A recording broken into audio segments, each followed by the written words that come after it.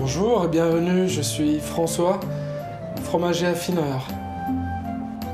Aujourd'hui, nous allons parler des accords du vin et du fromage. Il existe une étroite complicité entre le vin et le fromage. Il s'agit presque d'un rapport amoureux, ils se réclament et se répondent. Je vous rappelle les principes de base pour les accords vin-fromage. Les vins blancs secs s'accorderont mieux avec des fromages doux, peu affinés, comme les chèvres, Sainte-Maure de Touraine ou Valençay. Les vins blancs moelleux s'accordent magnifiquement avec les fromages forts et davantage affinés, comme le Münster ou les Poisses. Les vins rouges tanniques sont plus délicats à harmoniser. Je préconise avec les bleus un vin rouge corsé et avec les tômes un rouge moyen.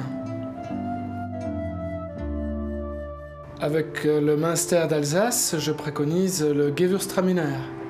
Un blanc puissant qui ne rivalisera pas mais qui accompagnera le fromage. La touche exotique du vendange tardive par exemple, avec son caractère épicé, poivré, même clou de girofle, accompagnera magnifiquement un Münster affiné à cœur.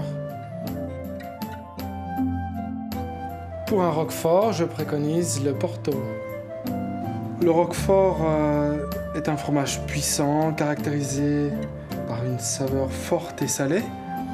Il est donc capital de trancher avec un vin de caractère dont le sucre équilibrera la présence des moisissures.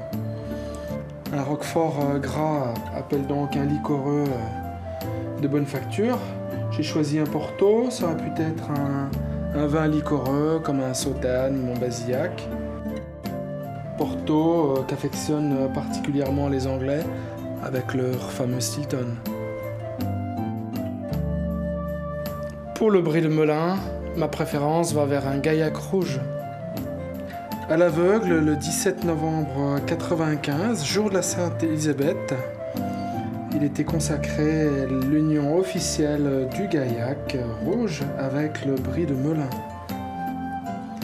Le Brie de Melun a son appellation d'origine contrôlée depuis 1980, tandis que le Gaillac, pour les Blancs, a l'appellation depuis 1938.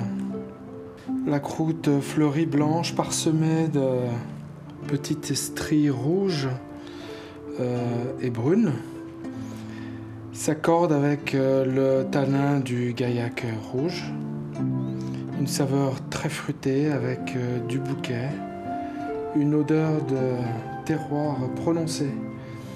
Je l'accompagne avec une baguette au levain, croustillante à souhait.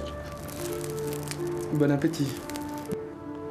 Finalement, la dégustation des fromages se fait le plus traditionnellement avec les vins.